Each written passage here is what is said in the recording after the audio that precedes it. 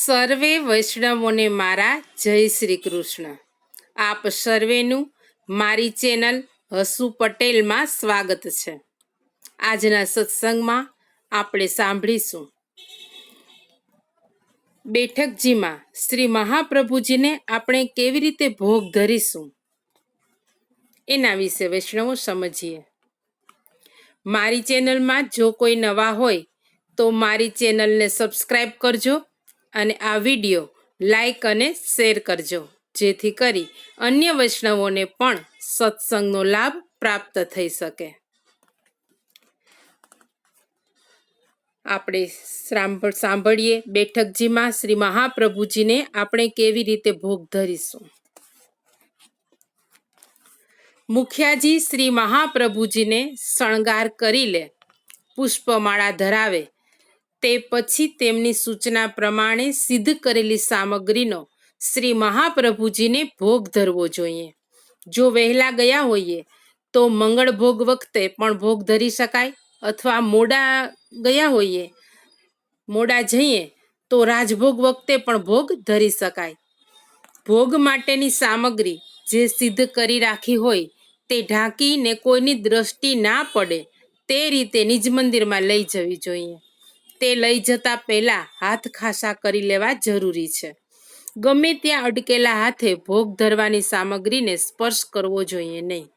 શ્રી મહાપ્રભુજીની સન્મુખ મુખિયાજી બતાવે ત્યાં ભોગની સામગ્રી પધરાવવી જોઈએ. ભોગ ધર્યા પછી હાથ જોડી દીનતા અને પ્રેમથી શ્રી મહાપ્રભુજીને વિનંતી કરવી જોઈએ કે કૃપાનાથ, હું રંક જીવ આપની પ્રસન્નતા માટે કંઈ કરી શક્યો નથી, મારાથી કશું બની શક્યું નથી, પરંતુ ભગવદીઓની કૃપાથી આપના શરણે આવ્યો છું. તો શ્રી દામોદરદાસ હરસાનીજી આદિ 84,252 વૈષ્ણવોની કાનીથી આપ આ સામગ્રી સમગ્ર લીલા પરિકર સહિત આરોગવાની કૃપા કરો. આમ વિનંતી કરી દંડવત કરી ટેરો સરકાવીને બહાર આવવું જોઈએ.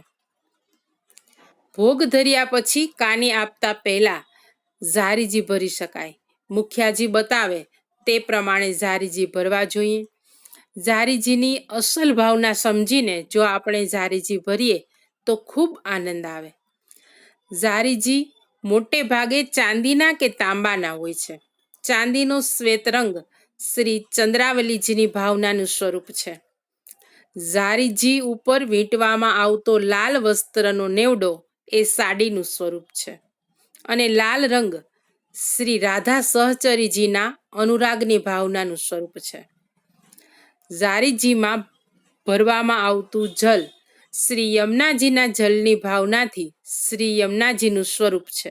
આમ ચારેય યુથાધિપતિ સ્વામિનીજીના ભાવથી શ્રી ઠાકોરજી કે શ્રી મહાપ્રભુજી ઝારીજી અંગીકાર કરે છે. માટે હાથ ખાસા કરી શ્રી યમુનાષ્ટકનો પાઠ કરતા કરતા ખૂબ એકાગ્રતાપૂર્વક શ્રી યમુનાજીનું ગોવિંદ ઘાટ ઉપર ઊભા રહી દર્શન અને સ્મરણ કરીએ છીએ અને યમુના જળ ભરીએ છીએ એવી ભાવનાથી ઝારીજી ભરવા જોઈએ. એક વૈષ્ણવ ઝારીજી ભરતા હોય ત્યારે બીજા સૌએ પોતાનો જમણો હાથ તેમના જમણા ખભે અડકાડવો જોઈએ. આગળ જોઈ ગયા તે પ્રમાણે આવી રીતે ઝારીજી ભરવાથી પણ જાતે ઝારીજી ભર્યાની સેવાનો જે આનંદ અને અલૌકિક ફળ પ્રાપ્ત થાય છે તે જ ફળ પ્રાપ્ત થાય છે. માટે મોટા સમૂહમાં દરેક વૈષ્ણવે જાતે જ ઝારીજી ભરવાનો આગ્રહ રાખવો તે ઠીક નથી. આપણે બેઠકજીમાં સેવા કરવા જતા હોવા છતાં ઝારીજી ભરવા જઈએ છીએ એમ વ્યવહારમાં બોલવામાં આવે છે. તેનું કારણ એ છે કે આ સેવામાં અત્યંત દીનતા અને પ્રેમ રહેલા છે. જીવ સર્વસમર્થ પ્રભુને શું અંગીકાર કરાવી શકે? પ્રભુ છે એ જીવના હૃદયની દીનતા અને પ્રેમથી પ્રસન્ન થઈ તેણે ધરાવેલ જલ પણ બહુ પ્રસન્નતાથી આરોગે છે. અને તેથી 84,252 વૈષ્ણવોની વાર્તાઓમાં એવા પ્રસંગો આપણે જોઈએ છીએ કે વૈષ્ણવના ઝારીજીના ફળથી નીચે આવેલું દેવોનું વિમાન પણ આકાશ માર્ગે જઈ શક્યું હતું. જ્યારે ઘણા વૈષ્ણવોએ ઝારીજીનું જળ ભરવા માટે જવાના એક ડગલાની સેવાનું ફળ પણ બીજાઓને આપવાનો સ્પષ્ટ ઇનકાર કર્યો છે. શેઠ દામોદરદાસ સંભરવાળા રાજ્યના દીવાન હોવા છતાં દાસી પાસે જળ ન ભરાવતા બજાર વચ્ચેથી જાતે જળની ગાગર લઈ આવવામાં પોતાનું અહોભાગ્ય માનતા. માટે ઝારીજી ભરવાની સેવા આપણને શ્રી મહાપ્રભુજીએ કૃપા કરીને આપી છે. તેને આપણું અહોભાગ્ય માની દીનતા અને પ્રેમથી ભાવનાપૂર્વક આ સેવા કરવી જોઈએ. આમ ઝારીજી એ 4 યુથાધિપતિ સ્વામિનીજીના ભાવનું સ્વરૂપ છે.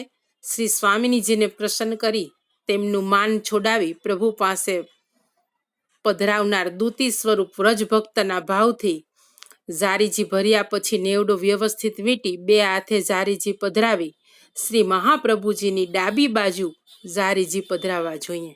આવી રીતે ઝારીજી પધરાવ્યા પછી ભોગ આરોગવાની કાની આપી દંડવત કરી ટેરો સરકાવી અને બહાર આવવું જોઈએ.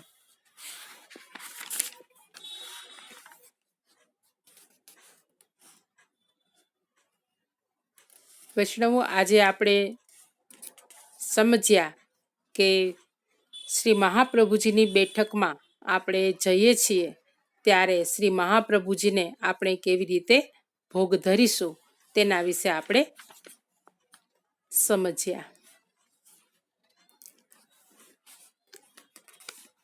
આજના સત્સંગને અહીં વિરામ આપીશું.